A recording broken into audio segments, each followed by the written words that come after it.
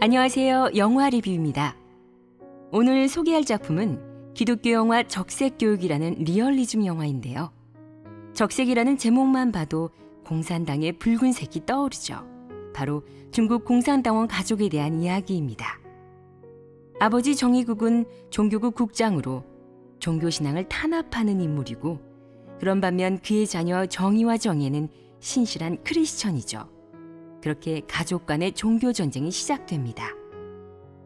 이 영화의 특징은 중국 공산당 통치 속에 있는 크리스천들의 어려운 상황을 종교국 국장의 가정을 통해 보여주고 있다는 점입니다.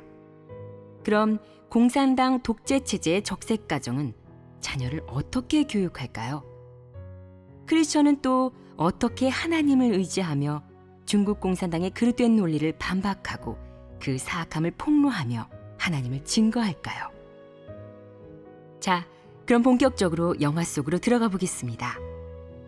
영화는 평화롭던 네 식구가 각자의 신앙에 대해 갈등이 터지면서 이야기가 전개됩니다. 영화에는 신앙을 고수하는 유신론자와 완강하고 고집스런 무신론자, 또 진리와 사설의 변론에서 조금씩 깨달음을 얻어가는 한 사람이 나옵니다. 우리는 각자가 선택한 신앙과 가치관에 따라 다른 인생길을 가게 되고 또 다른 결말을 맞게 되는 걸 볼 수 있습니다. 아버지는 중국의 공산당원으로 전형적인 무신론자입니다. 영화 속 종교국 국장이라는 신분은 공산당 집권 통치와 적색교육의 가장 적절한 대변인이라고 할 수 있는데요. 수십 년을 공산당에 몸담아온 그는 이미 완전히 적색화돼 아주 속물적이고 오만합니다. 그런데 자녀들과의 이런 논쟁에서 아버지의 사설은 하나둘 무너지기 시작합니다.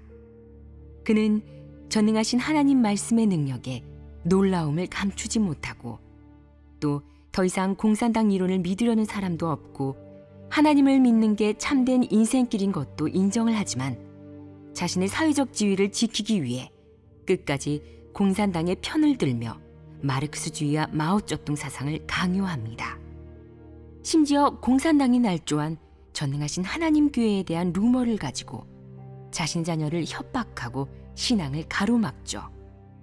그럼에도 그의 자녀들이 정의를 고수하며 진리로 그의 사설을 반박하자 아버지는 속내를 드러냅니다.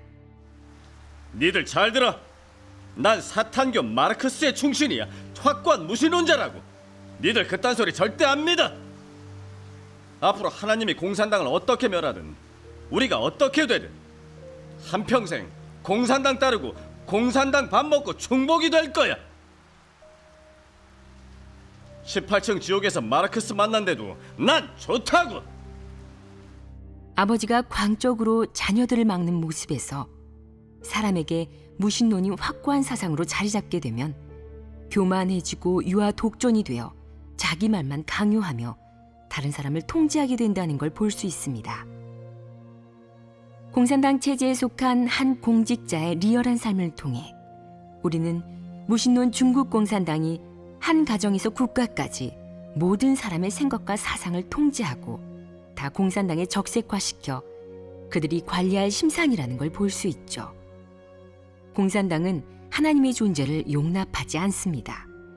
중국을 무종교 지역으로 만들고 사람들 마음에서 하나님을 지워버려 사람들을 적색교육의 노예로 만들려고 하죠.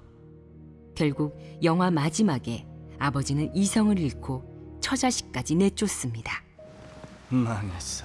이 집은 망했어. 공산당은 개뿔. 적색교육, 적색 통치는 무슨 지옥에나 가버려.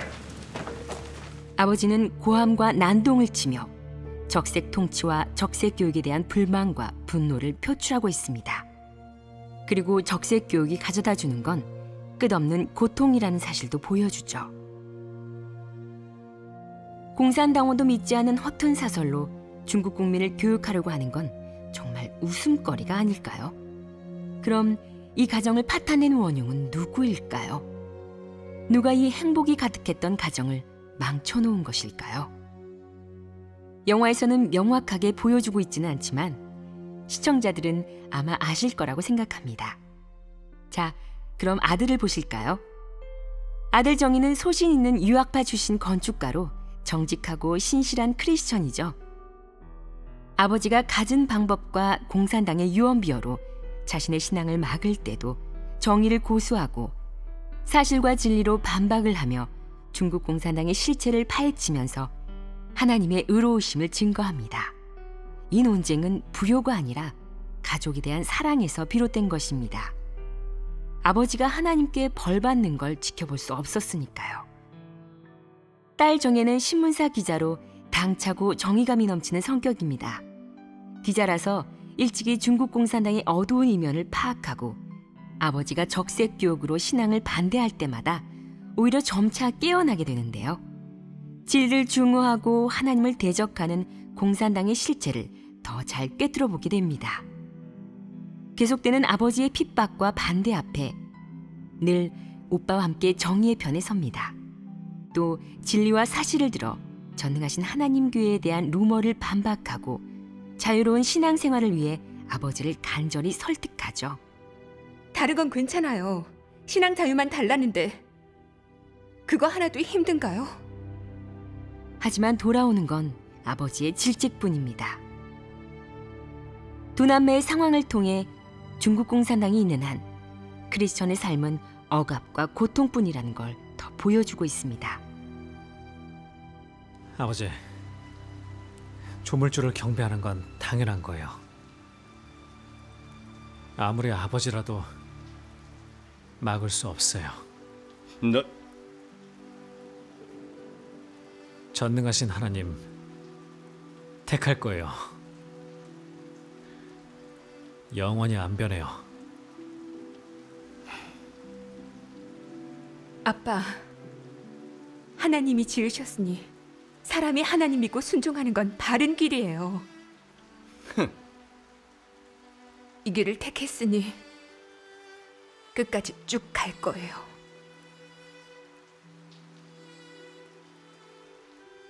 아무도 막지 못해요. 짧은 말이지만 정의와 광명을 바라는 두 남매의 갈망이 드러나고 있습니다. 이성을 잃은 아버지에게 쫓겨나면서도 후회는 없죠. 남매가 쫓겨나는 장면은 정말 눈물나게 하는데요. 카메라는 방에서 짐을 챙기는 정의의 얼굴을 잡습니다. 붉어지는 눈시울, 가족 사진을 든 손은 떨립니다. 슬픈 배경음악까지 더해져 복잡한 심리 상태를 더 부각시키고 있습니다. 안타까움과 미련, 슬픔과 무력함. 두 남매는 무신론 정당의 통치 속에서 신앙을 지키는 크리스천의 삶을 대변하고 있습니다. 공산당원의 가정에서 태어났지만 하나님을 믿고 진리를 깨달아 공산당의 적색 통치를 꿰뚫어보고 그 속박에서 벗어나 진리를 추구하는 올바른 인생길로 들어서죠. 엔딩 장면에서 두 남매는 적색 교육의 속박에서 벗어나 진정한 영혼의 자유를 얻은 모습이 나오는데요. 바로 자유롭게 하늘을 나는 새처럼 말이죠. 어머니 목 씨는 중국의 전통 사상과 적색 교육을 받은 평범한 민중들을 표현하고 있습니다. 영화 초반의 그녀는 공산당의 유언비어를 그대로 받아들이며 남편이 주입하는 말을 전혀 의심 없이 듣습니다. 그러니 남편을 따라 자녀의 신앙을 막는 데에 동조하죠. 하지만 남편과 자식들의 논쟁 속에서 차츰 분별이 자라나는데요. 진리와 사설, 사실과 거짓말의 싸움에서 결국 아이들의 신앙이 올바른 길이라는 것을 인정하게 됩니다. 그러면서 가정의 화목을 위해 남편에게 아이들의 신앙을 지지해 줄 것을 바라지만 남편은 아이들의 신앙을 받아들이지 않습니다. 영화의 클라이막스 부분에서 자식들을 내쫓는 남편을 막을 도리가 없자 참담한 현실을 보게 됩니다. 당신 그 적색 통치 이젠 진잘머리가 난다. 나도 하나님 믿을 거니까 공산당이랑 잘 먹고 잘 살아.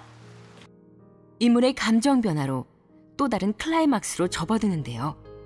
어머니의 모습이 깊은 인상을 줍니다. 이런 적색 교육의 가정에서 수십 년을 순종적으로 살아온 사람이 남편에게 적색 교육의 노예로 지낸 고통을 토로하고 옳은 선택을 하기란 쉽지 않죠. 적색 교육은 가정 교육뿐만 아니라 국가의 교육을 반영하고 있고 인권을 탄압하며 무신론을 주입하는 공산당의 진상을 보여주고 있습니다. 외부적으로 종교 자유라는 미명을 거론하지만 내부적으로는 신앙을 탄압하며 이념을 옥죄는 추악한 공산당이죠. 근데 구름이 태양을 영원히 가리겠어요? 손바닥으로 햇빛이 가려지겠어요? 정답은 시청자 여러분들이 잘 아실 거라고 생각합니다. 시청해 주셔서 감사합니다. 그럼 다음에 다시 뵙겠습니다.